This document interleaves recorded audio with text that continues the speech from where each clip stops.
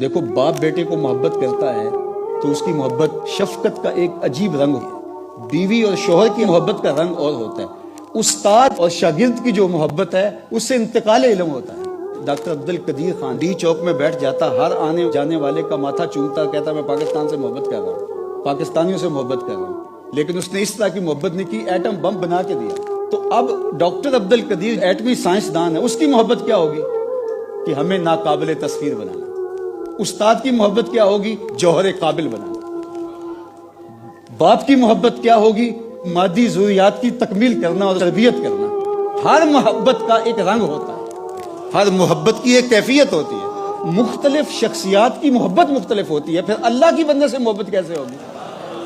اللہ اکبر. سنیے پھر تو علماء نے کہا وہ محبت اللہ تعالی الی عبدہ ایصال الخیر لہ والتکریم. اللہ کی محبت بندے سے یہ ہے اس کی جھولی میں خیر ڈالنا. مجھے بتاؤ ہماری جو حکومت اگر ہم سے محبت کرے تو وہ محبت یہ ہوگی کہ آگے ہمارا ماتھا چوم کے چلی جائے، ہمیں داد دے کے چلی جائے، ہماری تعریف کر کے چلی جائے. ہم کہتے ہیں ہمیں یہ نہیں چاہیے، یہ تو ہمارا باپ بھی کرتا ہے. حکومت سے ہمیں کیا محبت چاہیے؟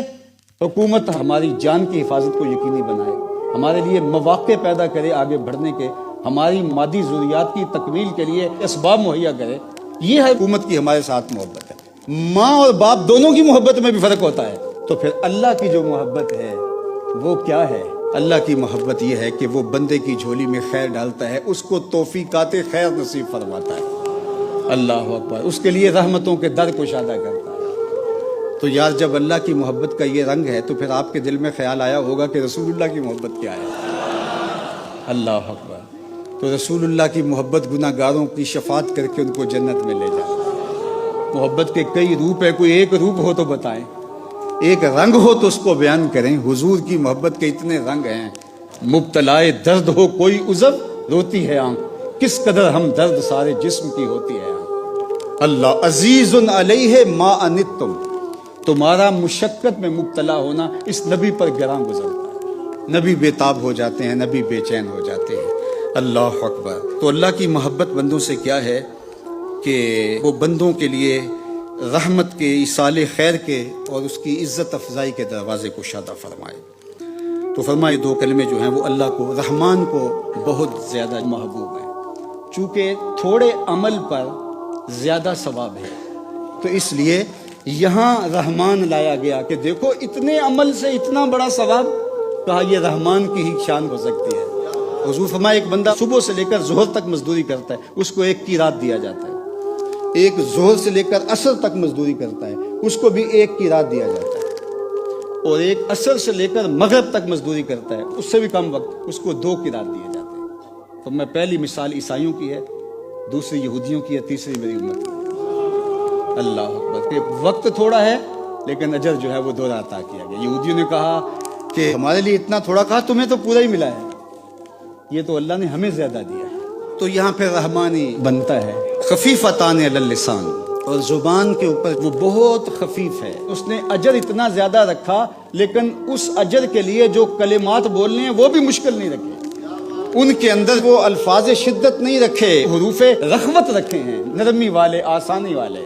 چونکہ زبان ہی تھکے تمہاری، بولتے رہو، اس کی تسبیح پڑھتے رہو. سبحان اللہ و بحمدہ سبحان اللہ العظیم جب پڑھو گے تمہاری زبان کے اوپر کوئی شکل آئے گا ہی نہیں. زبان کے اوپر جو کتنے خفیف ہیں، کوئی بوجھ نہیں لگتا ایسے ہی زبان سے. ثقیلتان فی المیزان. اللہ اکبر. میزان پر وہ ثقیل ہے. اور وہ لفظ کیا ہیں؟ سبحان اللہ و بحمدہ سبحان اللہ العظیم. اللہ اکبر. اب سبحان اللہ و بحمدہ، تو سبحان کیا ہے؟ یہ تنزیہ ہے. ہر نقص، کمزوری، عیب کو اللہ تعالیٰ سے دور کیا جائے، یہ ہے اس کی شان. اور اس کے بعد سبحان اللہ و بحمدہ، اس میں اس کی حمد کے ساتھ جو اس کے کمالات جمال ہیں اس کو ان کے ساتھ جوڑا جائے. یعنی وہ چیزیں جو نقص بن سکتی ہیں ان سے دور کرنا، یہ تنزیہ ہے. اور پھر یہاں حمد میں انہی چیزوں کو جو چیزیں اللہ کی شان کے لائق ہیں ان کو اللہ کے ساتھ منسوب کرنا، یہ تحمید کا نام ہے. اور فرشتوں نے بھی کہا تھا نحن نسبح بحمدک، ہم تیری تسبیح تیری حمد کے ساتھ بولتے ہیں. اور حمد اور تسبیح یہ آپس میں جڑے ہوئے ہیں. تو اللہ جل شانہ سے ان صفات کی نفی کر دی گئی جو سلبیاں ہیں. کوئی کمزوری، کوئی کجی، ہر سو سے جس کو عیب کہا جا سکتا ہے اس کی اللہ سے نفی کر دی ہے۔ اگر تنزیہ کی گئی ہے سبحان سے تو پھر تحمید کے ساتھ اس کے حسن کو بھی بیان کیا گیا ہے۔ تو اس لیے فرمایا سبحان اللہ و بحمدہ سبحان اللہ العظیم۔ تو یہ وہ کلمات ہیں جن کلمات کی تلاوت کے ساتھ اللہ کی رحمت ہم سب کا مقصود